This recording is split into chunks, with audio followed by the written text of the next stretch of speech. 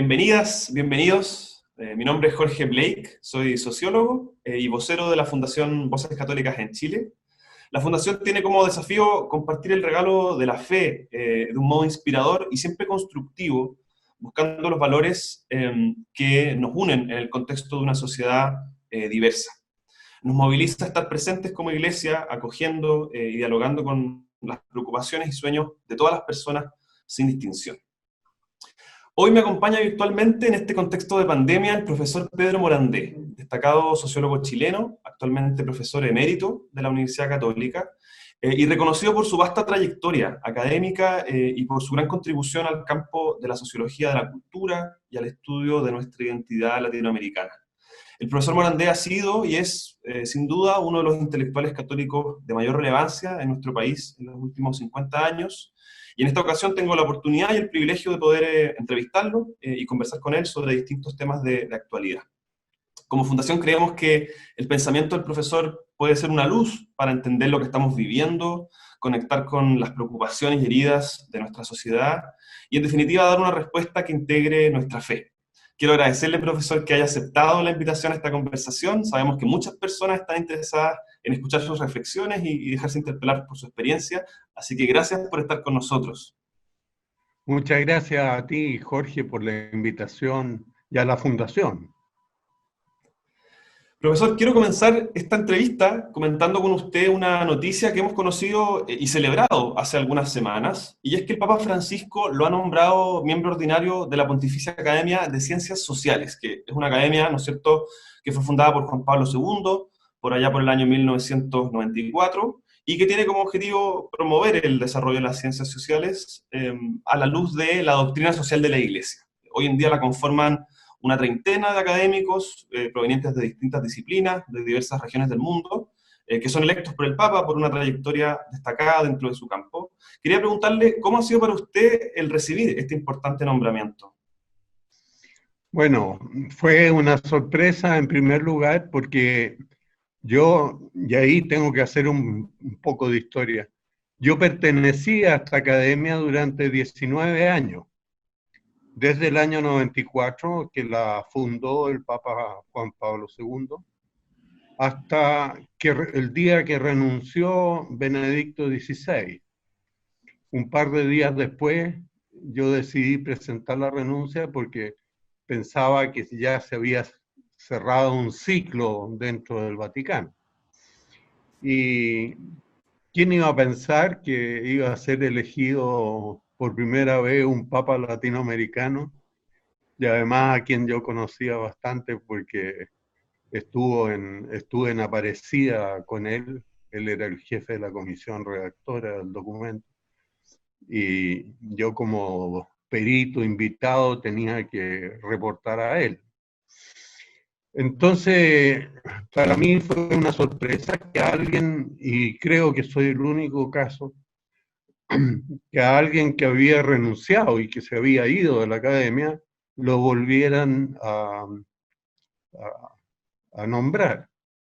Ahora, esta academia nació el año 94, como bien decías tú, la fundó el Papa Juan Pablo II, pero en verdad la desgajó de una academia mayor, que es la Academia de Ciencias, que se fundó en el siglo XVII.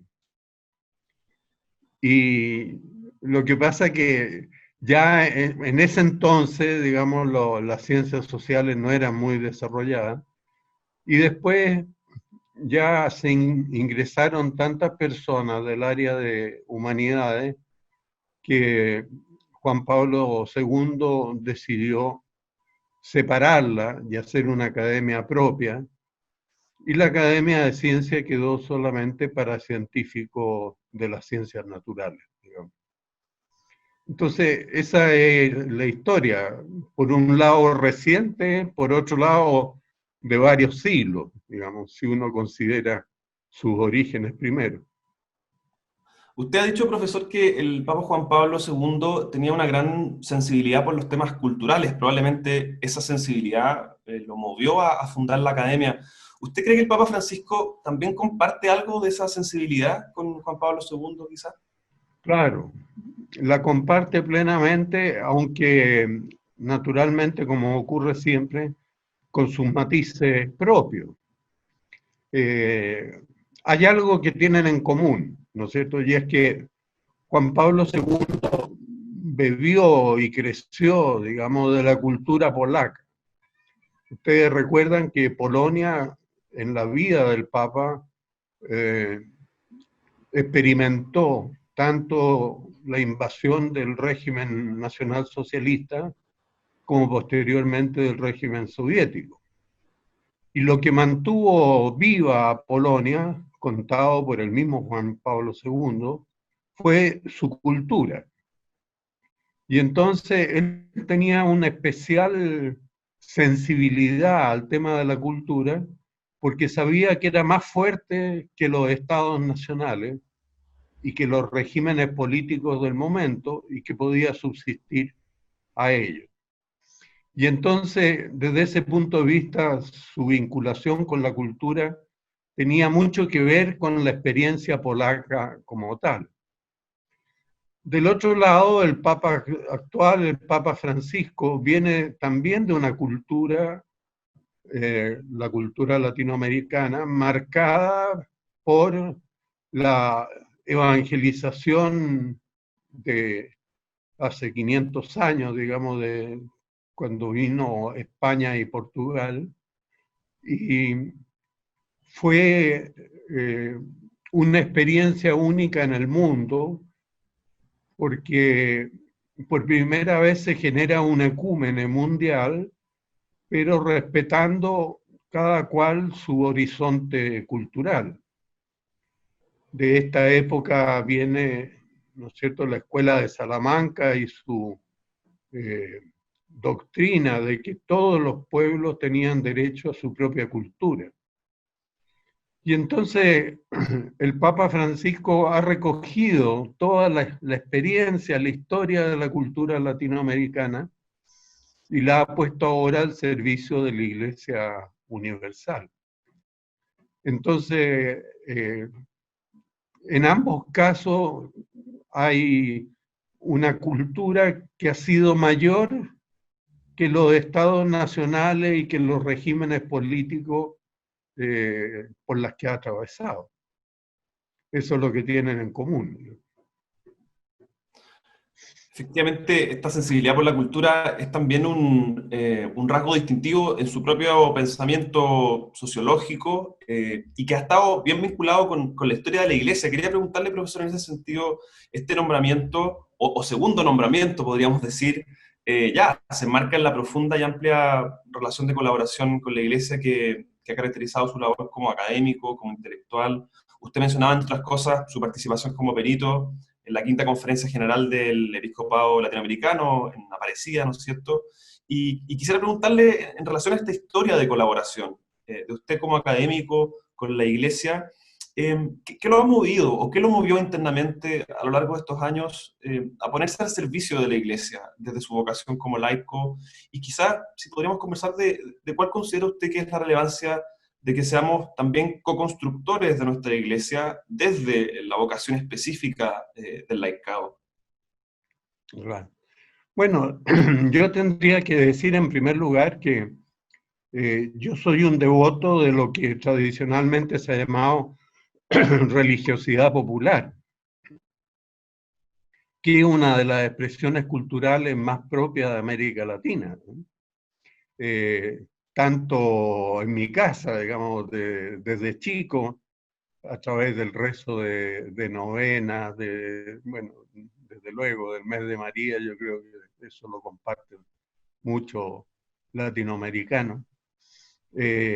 Siempre estuve muy cerca de lo que después se llamó la piedad popular. Y yo tenía la intuición como sociólogo de que la religiosidad popular escondía, por decir así, o era portadora de una cultura muy distinta a la cultura europea, más vinculada y digamos, y en diálogo con la Reforma Protestante. Y entonces, en parte, en esas tradiciones, como la de Europa, se perdió en muchos países, no en todo, no en Polonia, por ejemplo, la religiosidad popular.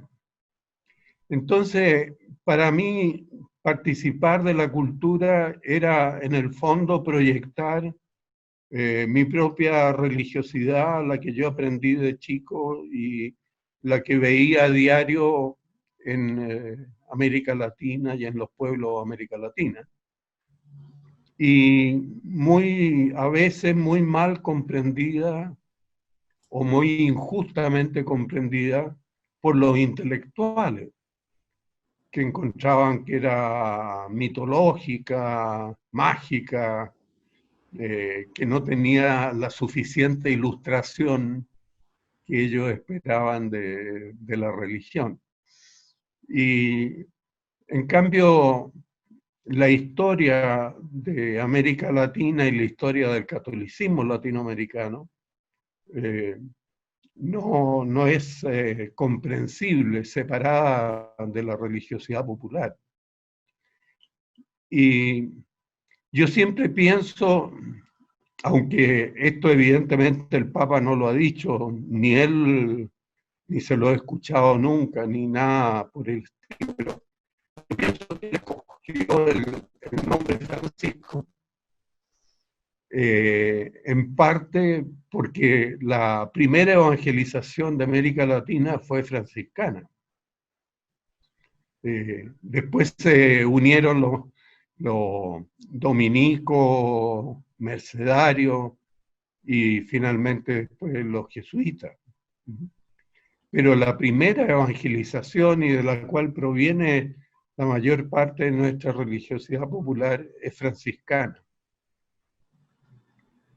Y este Papa, digamos, que ha bebido mucho de la tradición religiosa popular latinoamericana, encontró que el nombre que le correspondía por historia era el de Francisco.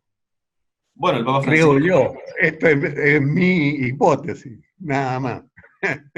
No lo sé.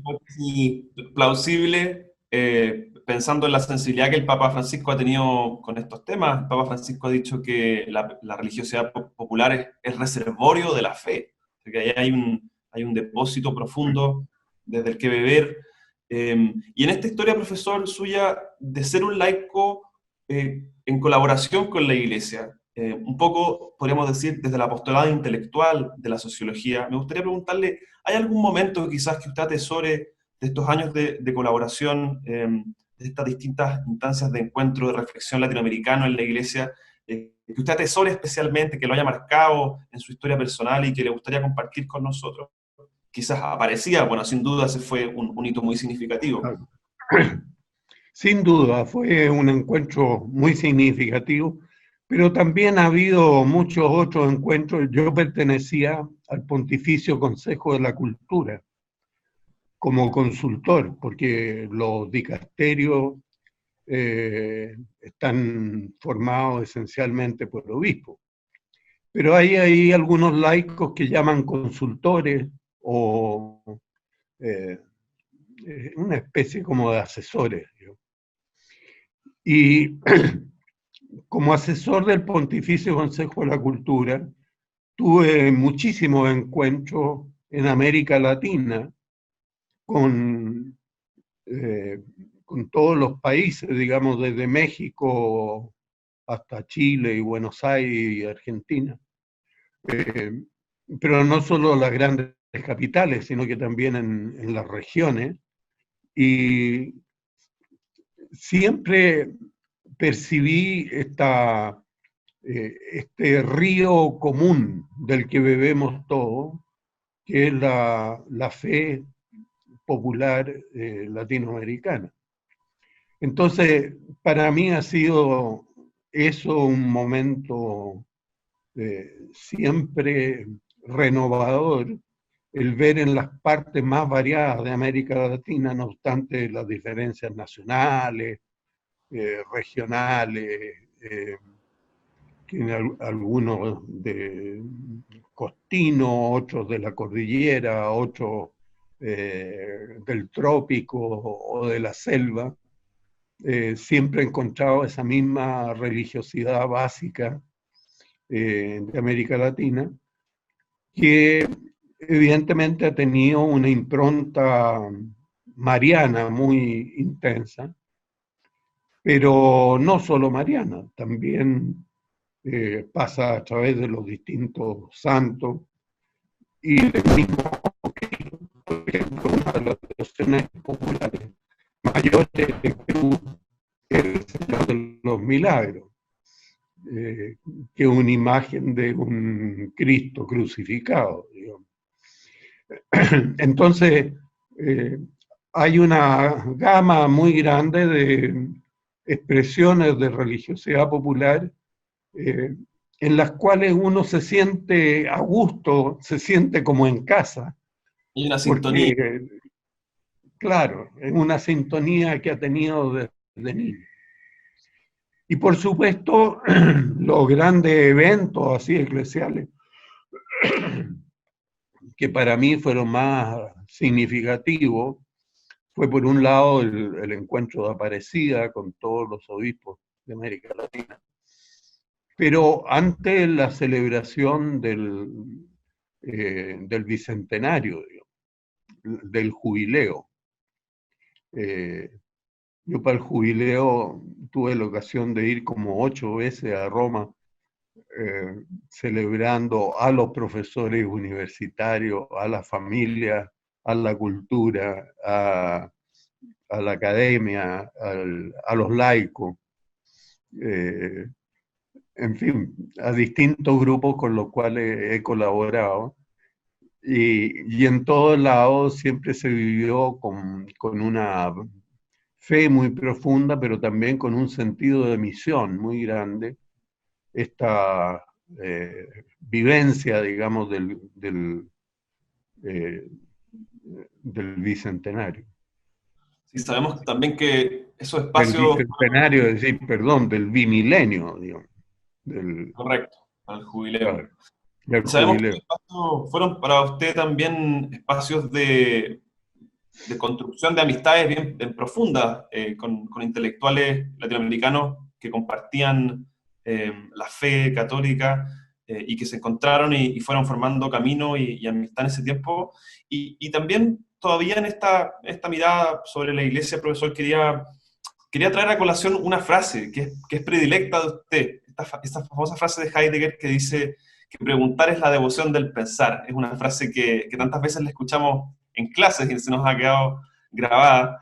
Y claro, esta idea de la pregunta como devoción del pensar tiene que ver con la apertura de la inteligencia, tema que usted también ha desarrollado tantas veces.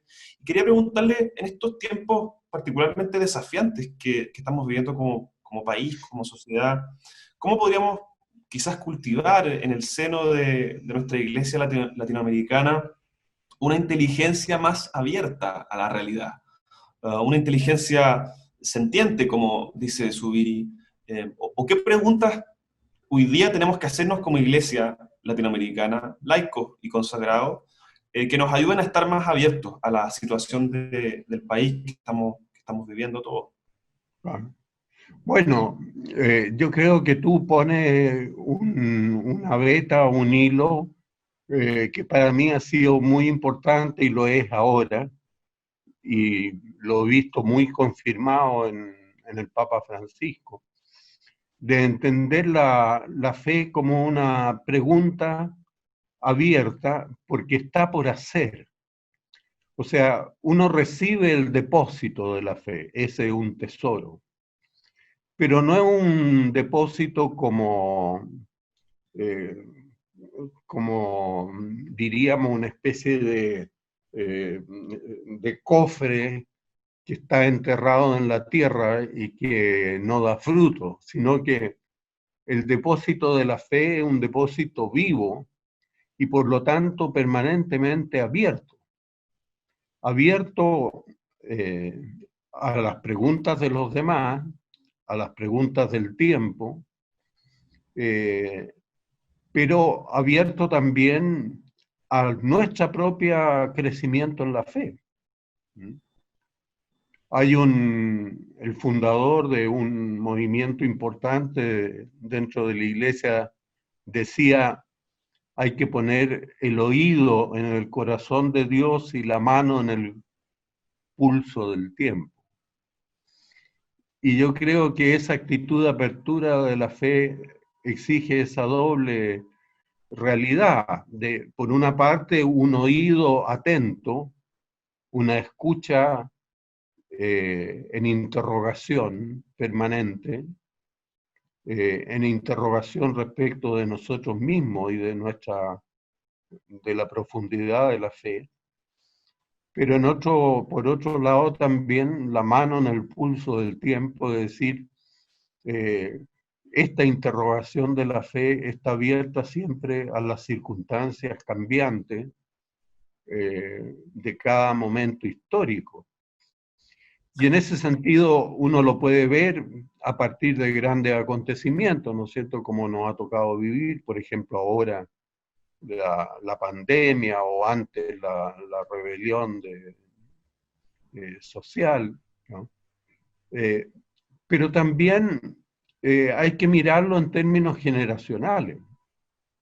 O sea, cada generación tiene también su propio ritmo, su propia forma de haber sido educada, sus propias preguntas, y uno no puede comparar o tener por iguales la generación de los mayores de 80, digamos así, con la generación de los que tienen 20.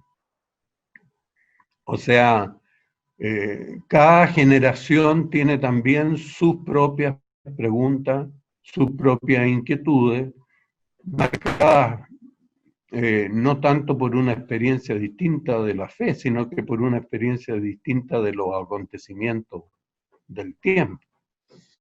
Entonces, en una palabra, la fe es apertura a otros, pero es apertura también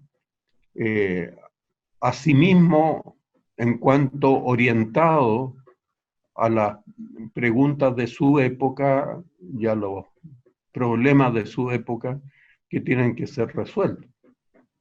Y en ese sentido, profesor, ¿ha visto usted en Chile a una iglesia abierta a las preguntas de la sociedad, abierta a los desafíos que estamos viviendo? ¿Ha sentido una iglesia o eh, una cultura católica que está preguntándose, que se está interrogando, que se está haciendo buenas preguntas? Yo siempre he visto una gran apertura, un deseo de saber y de entender. Eso no cabe duda. Ahora, mi impresión, y también lo digo por la educación, y me lo habrás escuchado también varias veces, eh, mi preocupación es que el entramado de estas preguntas y respuestas sea lo que yo llamo solidaridad intergeneracional. O sea, eh, no es solamente alguien ya formado en la plenitud de su desarrollo o en la plenitud de su infancia, que se interroga sobre los hechos, cada uno individualmente. Así se llega a una visión un poquito individual y voluntarista, digamos, de la realidad. Lo que necesitamos es una visión intergeneracional, solidaria intergeneracionalmente. Hay Y en muchos este jóvenes. punto yo creo que nos falta bastante. Claro, muchos jóvenes hoy día sienten que han heredado un mundo que no les enorgullece. Muchas veces uno ve más que diálogo intergeneracional o incluso una sana tensión intergeneracional, que es fuente de dinamismo histórico, a veces uno ve un antagonismo intergeneracional. ¿Cómo ve usted que podemos enfrentar de alguna manera esa mirada antagónica entre generaciones? Claro, yo creo que la única manera, como es el ejemplo de Juan Pablo II en Polonia y también de este Papa en América Latina, eh, la única manera es enamorarse de su propia historia, ¿no? O sea, saber que la historia a uno lo marca, que, que Dios no lo puso en vano en un momento dado de la historia y en un lugar determinado de la historia. Y, y este momento, más allá que a uno le guste o no le guste, es el que le tocó vivir. Y si le tocó vivir, lo tiene que amar. Aunque no esté de acuerdo digamos, y algunos les dé miedo o les dé hastío. Eh, entonces, ese amor a las circunstancias históricas específicas, yo creo que es lo que va uniendo las generaciones. Eh, Cuando se rompen los vínculos históricos intergeneracionales, entonces todo el diálogo es puramente de opiniones, ¿no? De deseo subjetivo. Lo que a mí me gustaría que fuese, pero no lo que efectivamente es como construcción, como tejido social. Y nosotros como sociólogos sabemos muy bien que la sociedad no se inventa cada día, sino que por años y años, digamos así, por siglos y siglos, eh, va construyéndose y se va desarrollando y generando una cadena dentro de la cual es posible los intercambios, la tolerancia, el respeto, etcétera. Entonces, una fe que construye historia, me parece a mí que que es un tema clave. Uno de los autores, entre paréntesis, católicos que tú mencionabas antes, con los que yo me encontré en América Latina, es un uruguayo que se llamaba, que ya murió, se llama Alberto Metol Ferré. Y, y yo cuando escribí un texto sobre su pensamiento y qué sé yo, lo llamé justamente la fe como hermenéutica de la historia. Es decir, en qué medida la fe viva es capaz de entender el significado de la historia, su finalidad, eh, y participar en el fondo de la única historia, que es la historia de Cristo, que recopila y recapitula, digamos, todo ante Dios. A propósito de esta capacidad de experimentarse deudor de una historia, de un camino recorrido en conjunto con otro, usted mencionaba hace un momento atrás el estallido social que vivimos en octubre, y de hecho, pocas semanas después del estallido, usted en una entrevista señalaba que uno de los rasgos distintivos de la crisis, a su juicio, tenía que ver con los grupos dirigentes y particularmente con cómo los grupos dirigentes seguían considerando el desarrollo como un problema técnico de optimización de indicadores de eficiencia económica o de estabilización política, pero que usted echaba de menos una adecuada consideración de nuestra cultura, de su memoria histórica, justamente de lo que venimos hablando, como condición de posibilidad para sustentar la convivencia social, en definitiva. Y en ese contexto, una preocupación también central en su sociología, profesor, ha sido la de relevar el concepto de persona en el análisis sociológico de la cultura y de la persona en este saberse, diálogo intergeneracional que se va construyendo a través de la historia. Yo quería preguntarle, ¿por qué considera usted que sería importante tener presente el lugar de la persona en la cultura cuando nos aproximamos a un fenómeno como el estallido social, con las presiones de violencia que fuimos testigos, y cómo podemos iluminar ese fenómeno teniendo presente la relevancia de la persona en el pensamiento de la cultura y de los fenómenos sociales. Yo diría básicamente que el concepto de persona es justamente corresponde a la apertura radical de lo humano hacia el misterio. Eh, te recordarás muchas veces que señalé que el concepto de persona literalmente significa máscara y por lo tanto representación. Pero en verdad es una representación tal que nosotros sabemos que hay algo detrás de la máscara que se nos escapa al contemplar la máscara.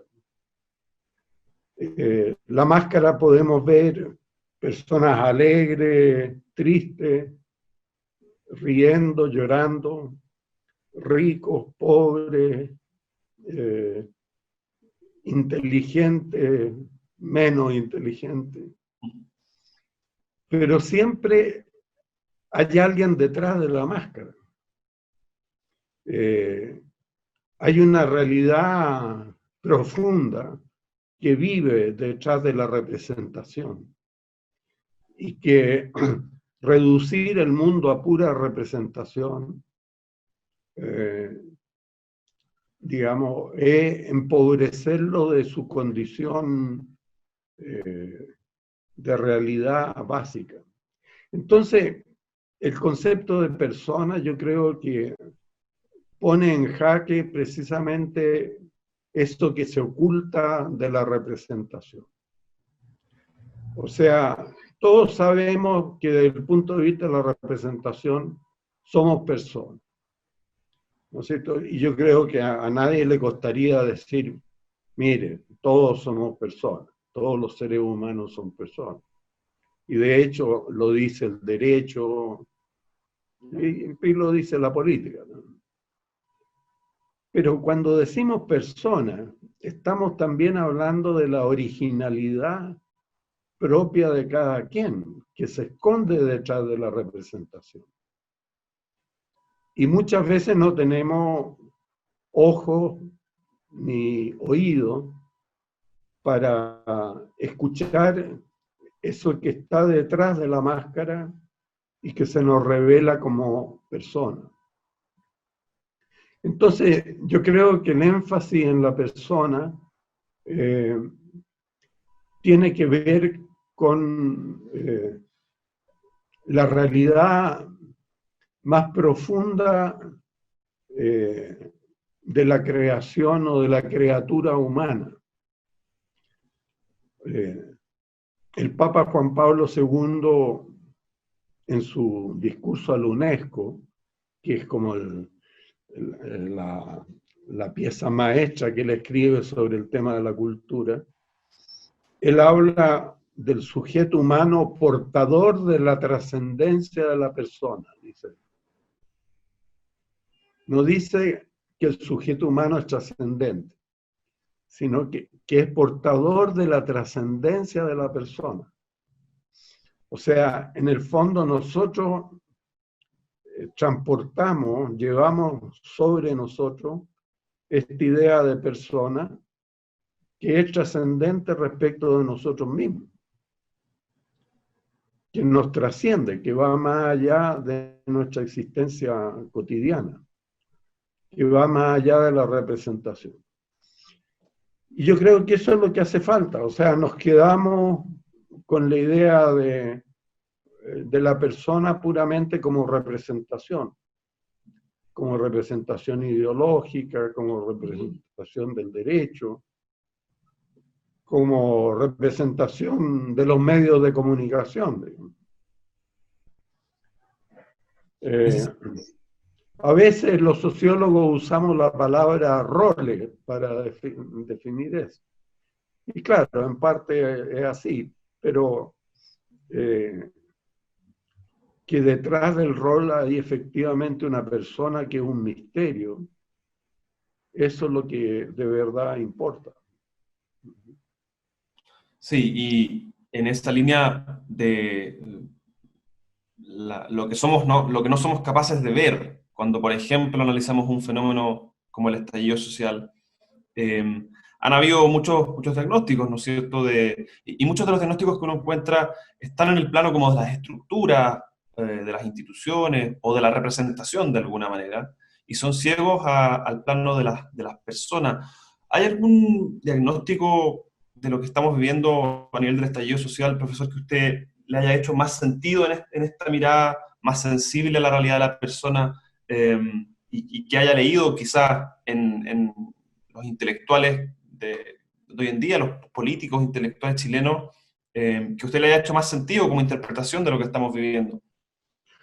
Bueno, a mí francamente me ha hecho más sentido la representación de algunos que tienen más beta, por decir así, poética.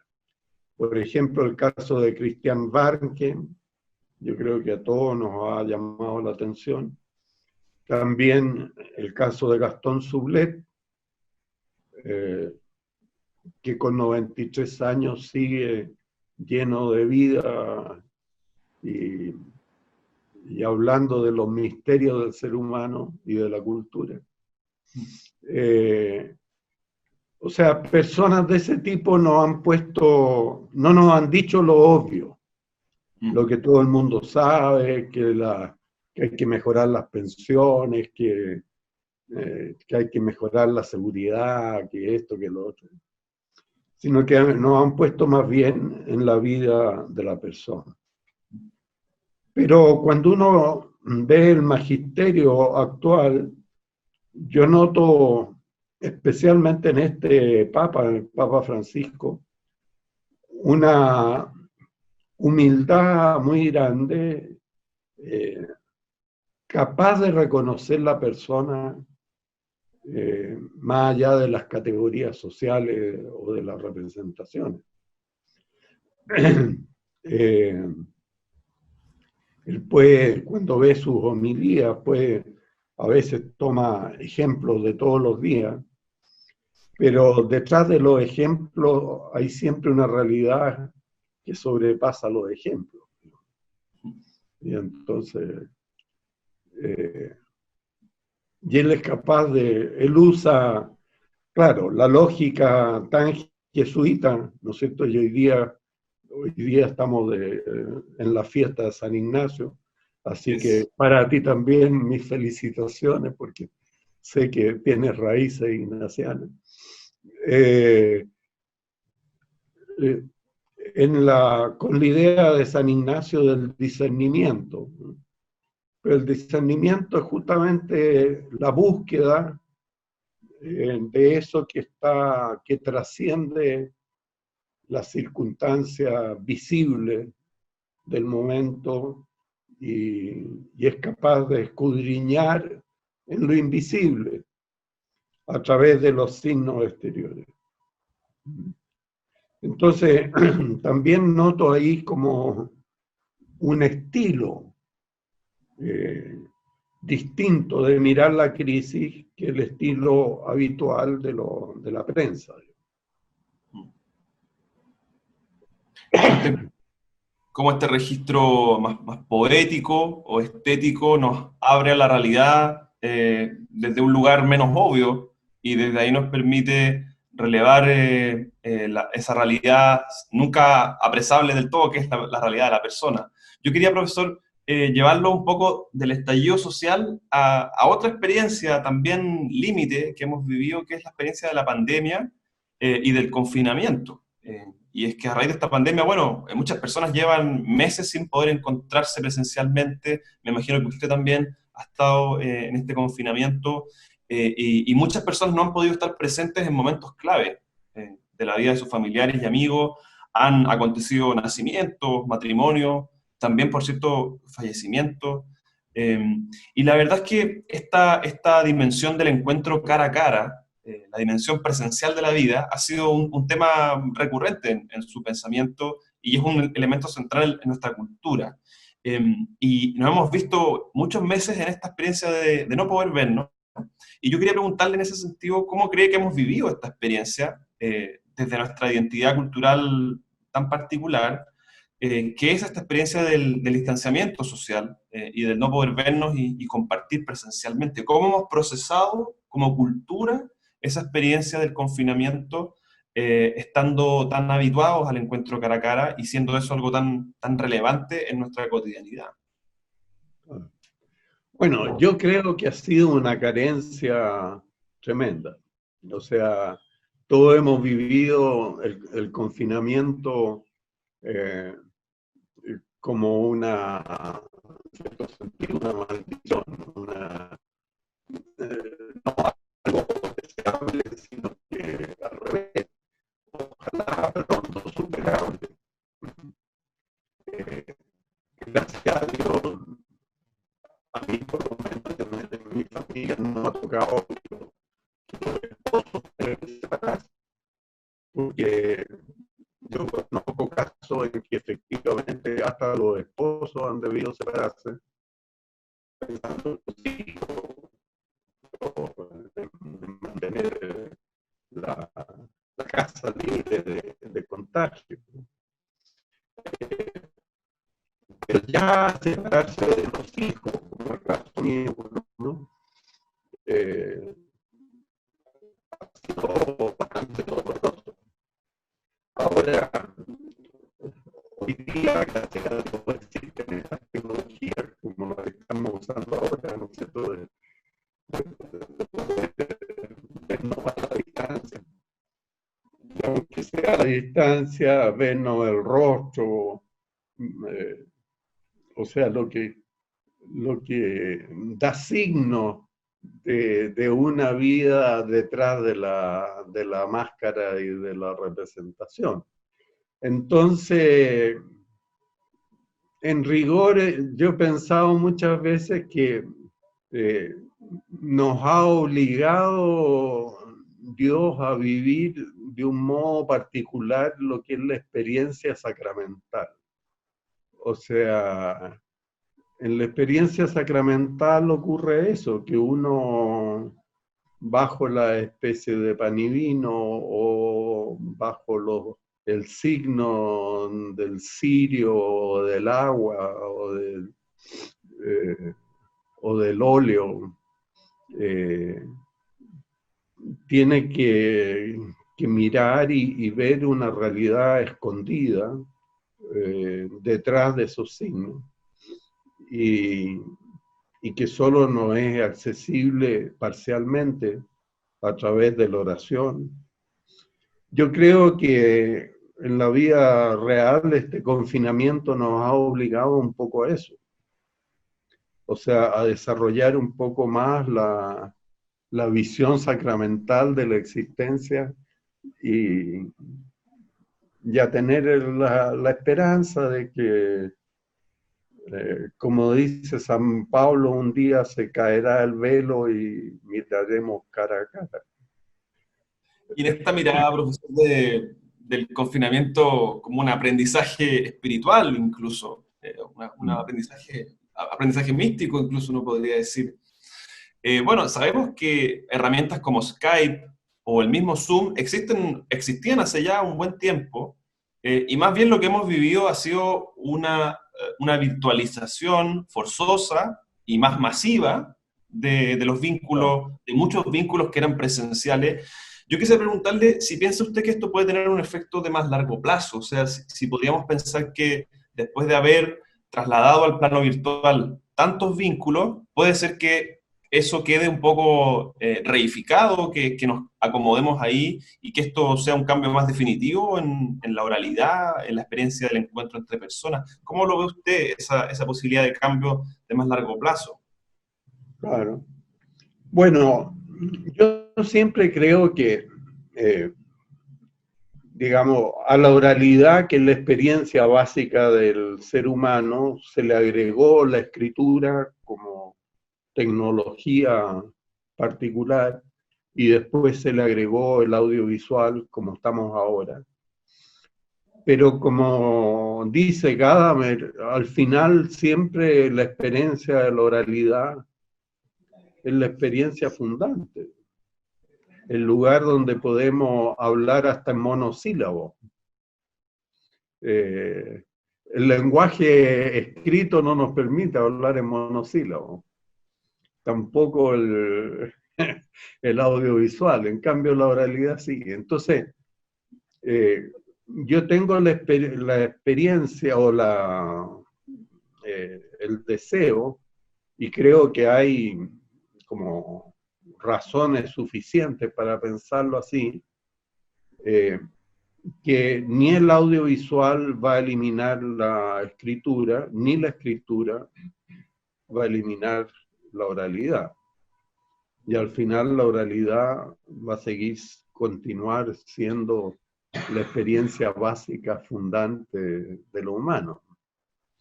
Entonces, pero que existe el peligro que tú mencionas, me parece que claramente existe. O sea, que la gente al final se interese más en los íconos de la comunicación que en las personas mismas que comunican.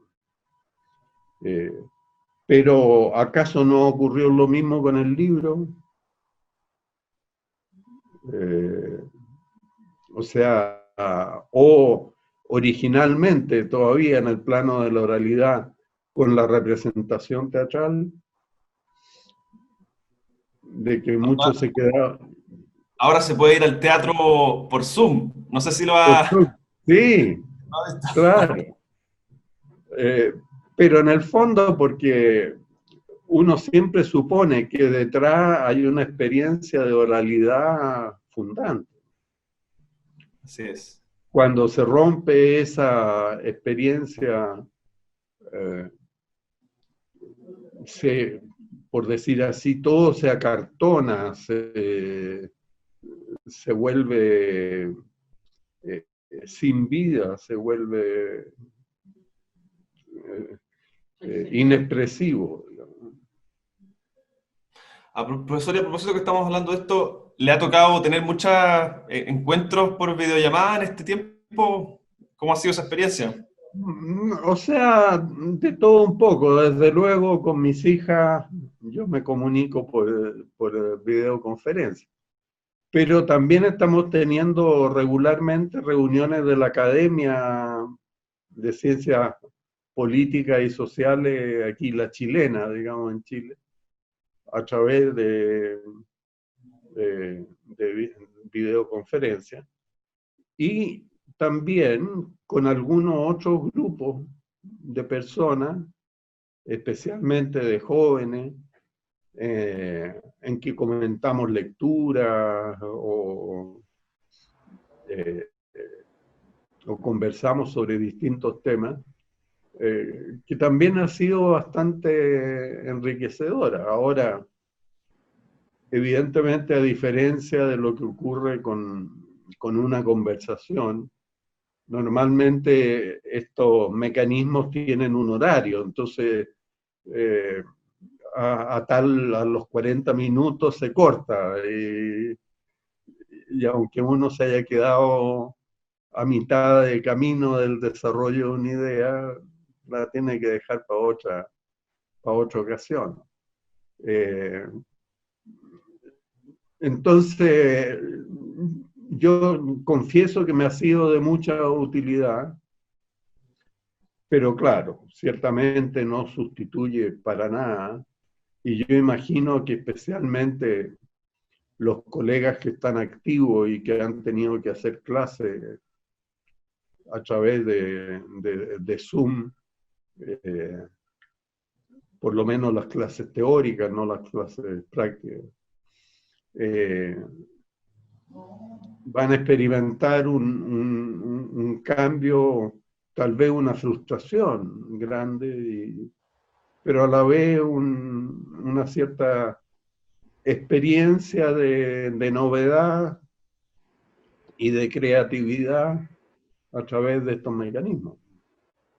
¿Diría usted, profesor, que habíamos vivido como sociedad chilena una experiencia tan particular como esta de encerrarnos 4 meses en la casa? ¿Hay algo comparable así en nuestra historia como país que uno pueda poner como parámetro de esto que ha sido muy único y que ha implicado, como usted dice, redescubrirnos, redescubrir cierto sentido de nuestras relaciones? ¿Cómo ve usted lo inédito que ha sido esta experiencia que hemos Yo vivido? creo que bastante inédita desde el punto de vista urbano, pero ciertamente no lo es desde el punto de vista general. Si uno mira la sociedad, ¿cuántos campesinos, por ejemplo, viviendo a los pies de la montaña, eh, que demoran días en llegar a, no diré a la ciudad, sino que a apenas un villorrio?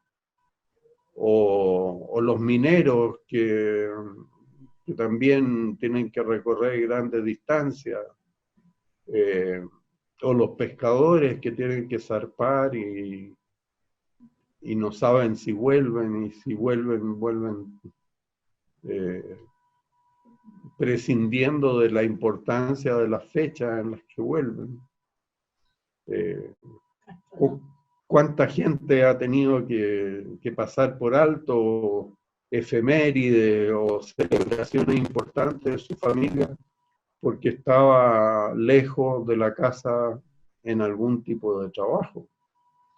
Entonces, desde ese punto de vista, yo creo que no es algo nuevo, o sea, el confinamiento como tal, pero claro que es nuevo el estar confinado respecto del vecino que vive en el mismo edificio o en el mismo barrio. Eh, y, y con la densidad de la vida urbana que necesita transporte público. Por ejemplo, lo que significa para muchas personas no haberse subido a una micro o el metro en tantos años, en tantos meses, digamos, tantos días. Entonces, eh, ciertamente que hay una dimensión desconocida y nueva, pero la experiencia del aislamiento y el confinamiento como tal, eh, esa ha sido consustancial a lo humano siempre. Le da una mirada histórica a la experiencia de sentirse muy único, que estamos viviendo Claro. algo que no tiene ninguna semejanza con ninguna otra cosa. ¿Y cuál es el lugar que más echa de menos visitar, profesor, de este tiempo que ha transcurrido? Bueno, a mí con mi mujer nos gusta mucho mirar los jardines, eh, ver las flores, y especialmente cuando vienen los cambios de estación y empiezan a brotar las flores nuevas y toda la naturaleza rebrota. Eh, Estar encerrado sin poder mirar jardines, sin poder mirar parques, ciertamente es una complicación.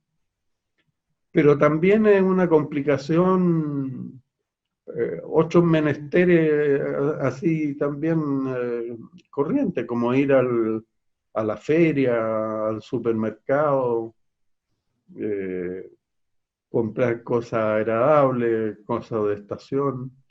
eh, y, y ciertamente, pero en mi caso coincide con mi edad, dejar de hacer clase ha sido una experiencia difícil. Difícil. El espacio Eh, del aula siempre fue un espacio muy querido y preciado por usted. Exactamente. Y muy creativo. Yo siempre aprendí mucho más de ustedes, de los estudiantes,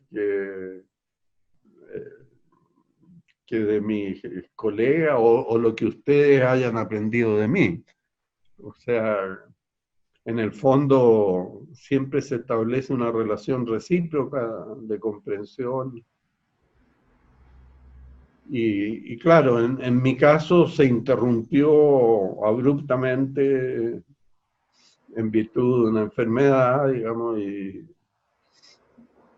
después, claro, tardé en recuperarme, pero una vez recuperado, uno la añora. Ahora, hay una generación de sociólogos, sociólogas que tuvimos, alcanzamos a tener clases con usted, pero también hay que decir que hay una generación más joven de cientistas sociales que si bien no tuvo clases con usted, ha tenido la oportunidad de asistir al relanzamiento de varias de sus obras. Y yo quisiera preguntarle, bueno, ¿qué le diría usted a un joven que se enfrenta hoy a la lectura de cultura y modernización en América Latina, por ejemplo, después de tantos años, y a esta relectura de su obra, con esta perspectiva del tiempo que ha transcurrido, a las generaciones más jóvenes que hoy día están también haciendo docencia, investigando y tratando de ser un aporte al final? Claro. Yo lo que siempre les diría a todos es que hay que interrogar una obra a partir de las propias preguntas. O sea, cuando uno tiene sus propias preguntas, todo le resulta novedoso y interesante de investigar. Cuando no se tienen preguntas propias es muy difícil, o sea, es casi como hacerse cargo de un muerto. Y a nadie le gusta hacerse cargo de los muertos. Entonces, eh, yo creo que lo más importante es siempre leer una obra desde las preguntas propias. Y eso puede significar que en parte la obra no les diga mucho, porque cambiaron las circunstancias, cambió el contexto. Eh, pero por otro lado van a encontrar elementos que en cierto sentido permanecen, como el caso de las culturas que cambian en siglos, no en décadas ni en años. Y por lo tanto, eh, digamos, 3, 4 generaciones se pueden reconocer en la misma cultura, no obstante ser generaciones distintas, y tener preguntas coyunturales distintas también según lo que han vivido.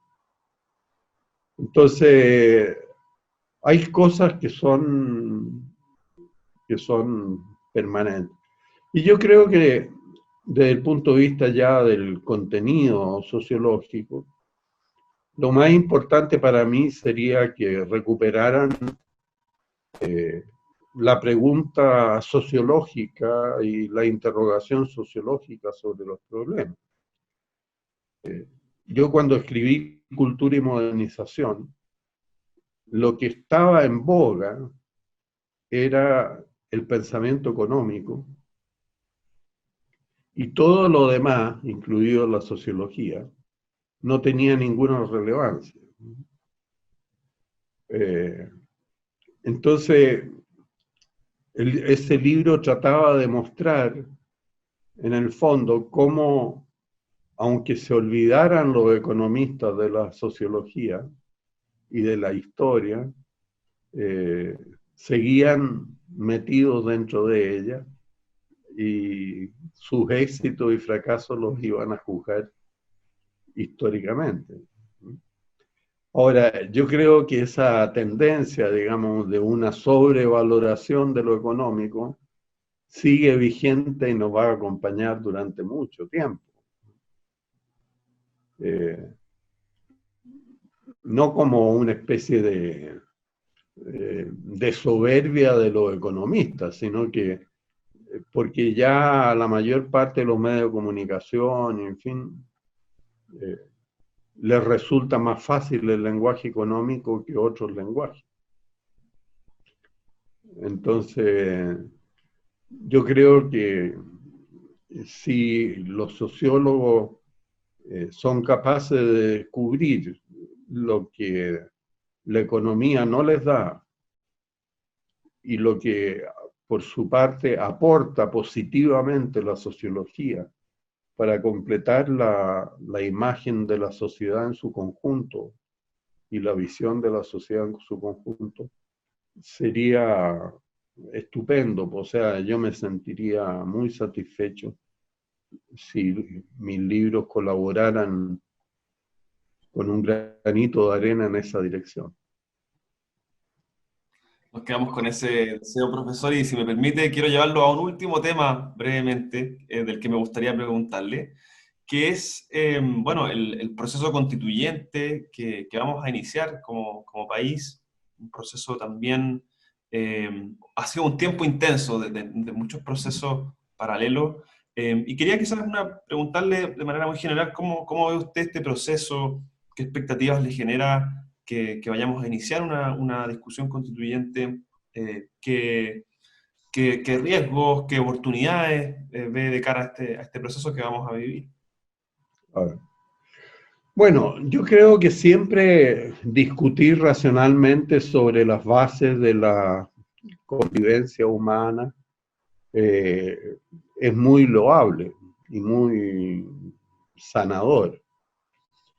Ahora, a mí lo que más me preocupa, más que digamos, los conflictos, en fin, de presente, es que haya una sobrevaloración de la Constitución. O sea, eh,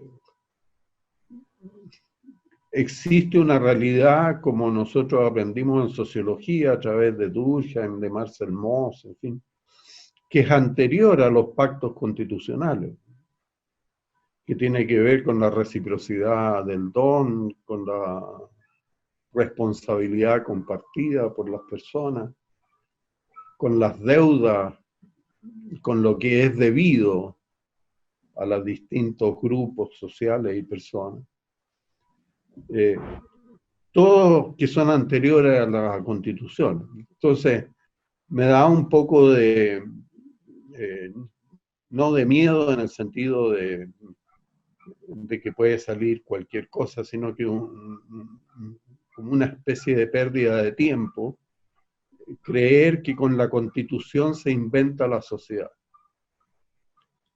La sociedad es anterior a la Constitución y va a ser después de la Constitución. Y nosotros llevamos ya muchos años nada más que esta Constitución ha tenido alrededor de 50 enmiendas. Y eso que estamos hablando de la Constitución que reemplazó a la del 25, o sea, no hace tantos años, no hace un siglo todavía, y que a su vez tuvo otro tantas enmiendas. Entonces, creer que la Constitución funda la sociedad me parece que es un error sociológico de perspectiva. Ahora, si la Constitución se trata de mejorar algunos elementos disfuncionales, digamos, dentro de la arquitectura institucional del país, sería estupendo, pero también es una cierta pretensión ilusoria, por decir así, de que los desajustes o las disfuncionalidades van a ser superadas completamente. Si uno lo ve en los proyectos de ley, los mismos parlamentarios que aprobaron un proyecto al día siguiente ya están dudosos de lo racional que aprobaron. Entonces, yo creo que se puede tener, una cosa es la discusión sobre el fundamento de la vida en común, digamos así, sobre el pacto social, para usar una expresión muy en uso, que se pueda llevar a cabo. Y otra cosa es encajarlo a veces a la fuerza en fórmulas constitucionales, en fórmulas jurídicas. Yo siempre he recordado durante mucho tiempo a propósito del barroco latinoamericano, que ya el virrey, cuando llegó la ley del Consejo de India, decía, la ley se acata pero no se cumple.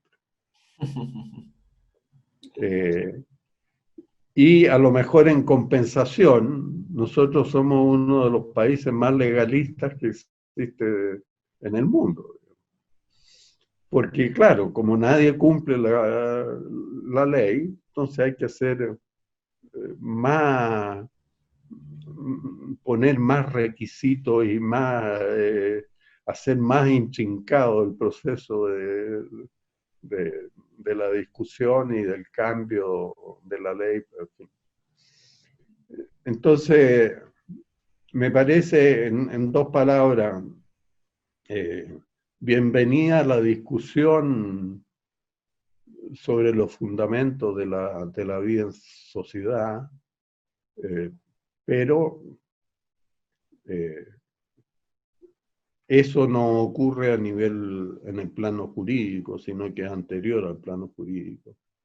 Y lo que nosotros tenemos que reconocer son justamente esas tendencias permanentes que son anteriores al plano jurídico y que finalmente el plano jurídico las va a terminar reconociendo, sea de una manera transparente o sea de una manera oblicua y picaresca, como es propio de la tradición barroca nuestra. Profesor, si me permite una última pregunta en esta línea. Teniendo esta prevención de no olvidar los fundamentos precontractuales del contrato, por así decirlo, o sea, Claro. lo que hace posible el contrato y que es anterior, ¿cuál aporte diría usted que estamos llamados a hacer los católicos en la discusión constitucional en el lugar en que cada uno le toca, tanto los que tienen quizás un cargo político, pero también los que son ciudadanos, los que son empresarios, los que estamos quizás desde la academia? ¿Cuál sería el aporte específico que los católicos estamos llamados a hacer en una discusión tan fundamental, como dice usted, sobre cómo queremos Claro. convivir? Bueno, yo creo que ahí San Pablo nos da la clave cuando él contrapone justamente el espíritu y la ley. Eh, o sea, nosotros fuimos salvados por la fe, no por la ley. Y justamente la diferencia entre el Antiguo y el Nuevo Testamento es pensar que la ley salva, digamos. ¿Mm? Si nosotros creemos que nuestros problemas son anteriores a la ley, eh, tenemos que mostrar cómo por medio de nuestra creencia en el Dios vivo, en el misterio de Dios presente, es posible lograr una convivencia que la ley no es capaz de lograr por sí misma. ¿Mm? Yo creo que ese es como el gran aporte que puede hacer la fe de la Iglesia. O sea, entender que la fe, porque muchas veces me preocupa eso en el caso de los católicos, de que entiendan la fe como una convicción política o como una convicción jurídica. Entonces, dada nuestra fe, creemos, qué sé yo, en el principio de la subsidiariedad o en el principio de la solidaridad o cualquier otro principio. ¿No? La fe es anterior y por lo tanto sobrepasa cualquier fórmula jurídica que nosotros tengamos para, para realizar. Entonces, ¿qué es lo que la fe nos recuerda? ¿No es cierto? Primero, que la libertad del ser humano está muy vinculada a su carácter imputable. O sea, en la medida en que hay alguien que tiene una responsabilidad que cumplir con otros y para otro. Entonces, lo podemos ubicar o contextualizar en un espacio jurídico. Pero la libertad no la otorga la ley, sino que la libertad la otorga, la ley la puede reconocer, pero la libertad la otorga el hecho de que somos imputables, o sea, que somos responsables. Diríamos en términos católicos, somos responsables ante Dios. Entonces, la fe nos indica la naturaleza de nuestra libertad y de la imputabilidad de las personas. Y por otro lado, la fe nos muestra el misterio del cual somos parte, y por lo tanto que no lo podemos reducir a una fórmula mágica, sino que sobre el misterio solo podemos tener una apertura. Y en este caso, este misterio se manifiesta en lo que es la vida y la convivencia humana. O sea, el misterio de la convivencia humana, entendido como una convivencia de personas, en el sentido de que ya hablábamos antes. O sea, de que el ser humano es portador de la trascendencia de la persona. Entonces, si nosotros podemos colaborar con la sociedad con ese aporte real, digamos, en la vivencia de nuestras comunidades, digamos, podemos entender la Constitución y el orden jurídico de una manera más justa que si prescindiéramos de todo eso y tratáramos de hacer un cálculo. Lo peor que nos puede pasar es hacer de la ley un algoritmo. Así como usamos los números para llevar la contabilidad de los negocios, que usemos la ley para llevar la contabilidad de las conductas humanas, sea de los delincuentes o de los que cumplen, digamos. Entonces, es más que un algoritmo.